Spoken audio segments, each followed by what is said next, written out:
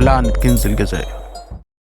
في أحياء مدينة الجزائر سنة 94 شاب اسمه سليم كان قاعد مع أصحابه على القهوة، وفي نص الكلام حكى لهم عن قصة جده دايما بيحكيها عن قافلة كنز عثماني ضاعت من 100 سنة تقريبا في الصحراء ناحية سيدي عامر.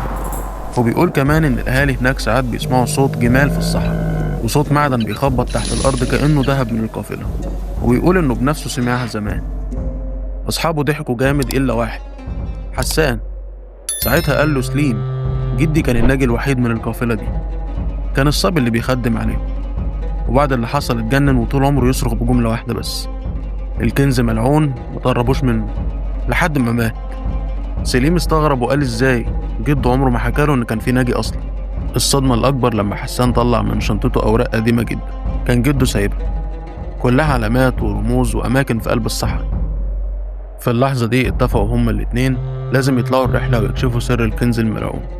لكن اول ما خطوا خطوة بدأت لعنة الصحراء تتحرك. ما تنساش تاخد لفة في القناة لانها تعجبك جدا، والسبسكرايب اكيد.